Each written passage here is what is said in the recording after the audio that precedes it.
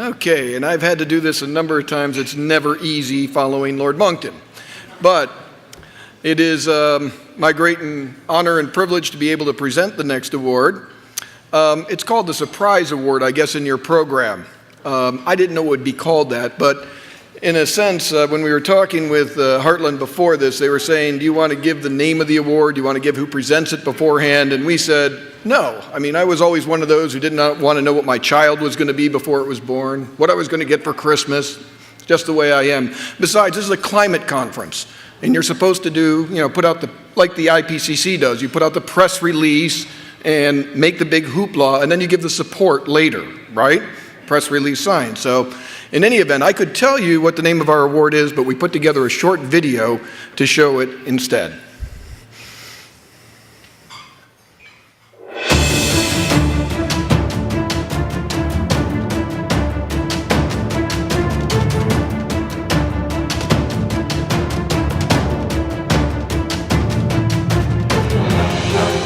Come on, Al, baby, I'm waiting. And he would not even give us an answer. Lord Monckton has argued against anthropogenic climate change in many venues, such as the Cambridge Union, and has published papers in scientific journals and newspaper articles on the subject.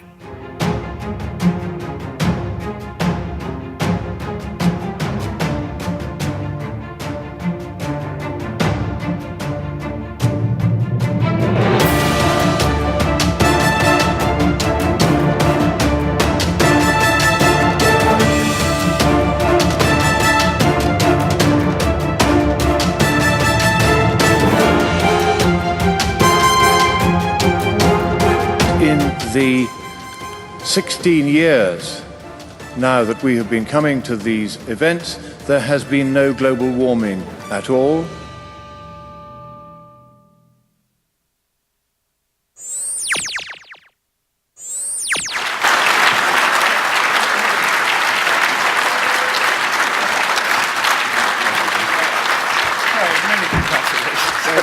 Wonderful, wonderful. Oh, bless you all.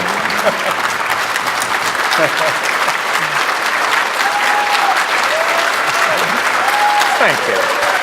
Come on, we do this properly, the French way. Like this. And this way. And again. That's right.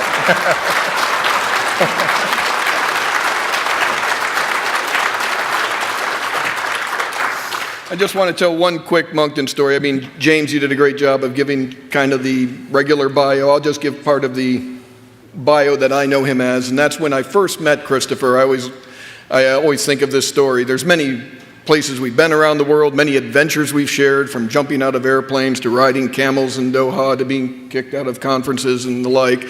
But my first encounter with Monckton is probably one of my favorite, because it was in Bali, Indonesia in 2007. And we had contacted Monckton beforehand, and we had given him a slot to get into the conference, and he arrived at the Bali conference a couple days in advance of me.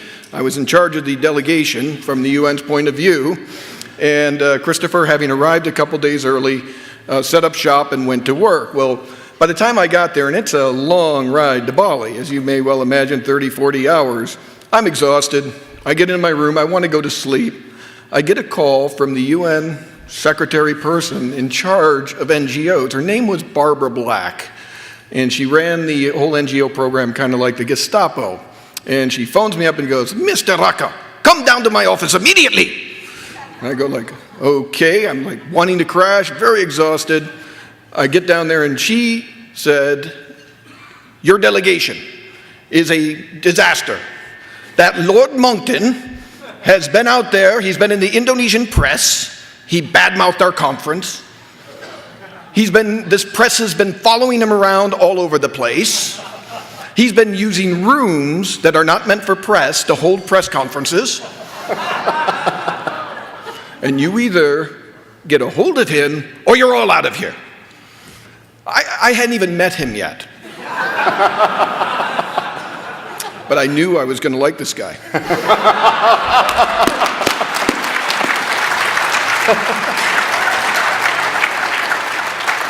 So since that time, as I said, we've been through many adventures. it's a great personal honor to me to be able to give to you the 2014 Purveyor of Climate Truth Award. Thank you for your good work. Craig, that was very, very kind. Bless you. Thank you very much. Look at that.